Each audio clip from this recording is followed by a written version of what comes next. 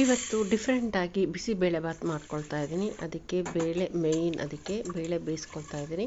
ಇದ್ರ ಜೊತೆಗೆ ಬಟಾಣಿ ಮತ್ತು ಒಂದು ನೂಕೋಲು ಹಾಕ್ಕೊಂಡು ಇಲ್ಲಿ ನಾನು ಬಾಯ್ಲ್ ಮಾಡ್ಕೊಳ್ತೀನಿ. ಒಂದು ಕುಕ್ಕರಲ್ಲಿ 1-2 ವಿಷಲ್ ಹೊಡ್ಸ್ಕೊತೀನಿ.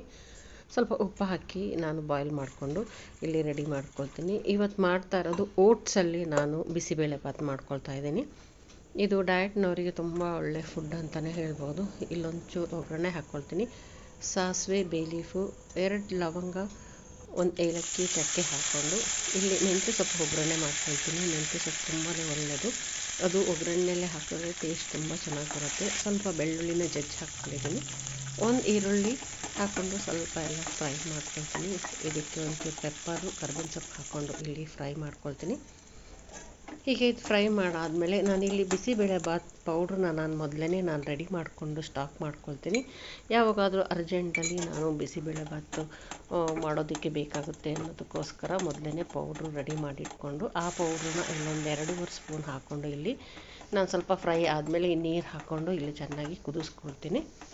ಇದು ಬಿಸಿಬೇಳೆಭಾತ್ ಪೌಡ್ರ್ ಇದ್ದರೆ ನಾವು ಯಾವಾಗಾದರೂ ಅರ್ಜೆಂಟಲ್ಲಿ ಏನೂ ಇಲ್ದಲೇ ಇದ್ದಾಗ ಜಸ್ಟ್ ಒಂಚೂರು ಅನ್ನ ಉಳಿದಿದ್ರೂ ಸಹಿತ ಅದರಲ್ಲಿ ಈ ರೀತಿ ಒಗ್ಗರಣೆ ಮಾಡಿಕೊಂಡು ಅನ್ನದಲ್ಲಿ ನಾವು ಕುದಿಸ್ಕೊಂಡ್ರೆ ಬಿಸಿಬೇಳೆಭಾತ್ ತುಂಬಾ ಚೆನ್ನಾಗಿ ಬರುತ್ತೆ.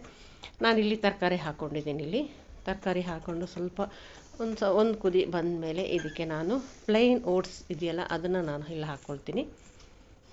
ಇಲ್ಲಿ ನಾನು ಒಂದು ಸ್ವಲ್ಪನೇ ಕ್ವಾಂಟಿಟಿ 1.5 ಕಪ್ ಹಾಕ್ಕೊಂಡು ಇಲ್ಲಿ ನೀರು ಸ್ವಲ್ಪ ಚೆನ್ನಾಗಿ ಹಾಕ್ಕೊಂಡು ಆ ನೀರೊಳಗೆ ಈ ಓಟ್ಸ್ ಮಸಾಲ ಕುದಿಬೇಕು ಚೆನ್ನಾಗಿ. ಹಾಗಾಗಿ ಇಲ್ಲಿ ಸ್ವಲ್ಪ ನೀರು ಹಾಕ್ಕೊಂಡು ಚೆನ್ನಾಗಿ ಮಿಕ್ಸ್ ಮಾಡಿಕೊಂಡು ಕೊತ್ತಂಬರಿ ಸೊಪ್ಪು ಮೇಲೆ ಹಾಕ್ಕೊಂಡು ಚೆನ್ನಾಗಿ ಒಂದು 2 ನಿಮಿಷ ಅಷ್ಟೇ, ಬೇಗ ಇದು ಓಟ್ಸ್ ಆಗೋಗ್ಬಿಡುತ್ತೆ.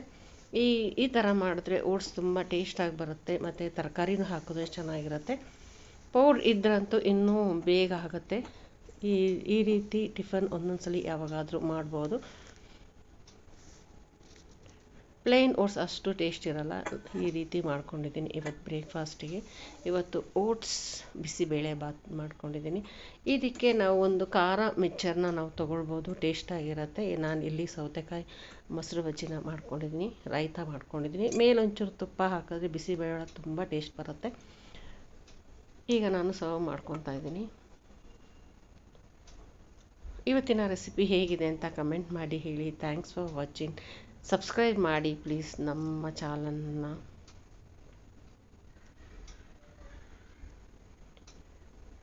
Thanks for watching.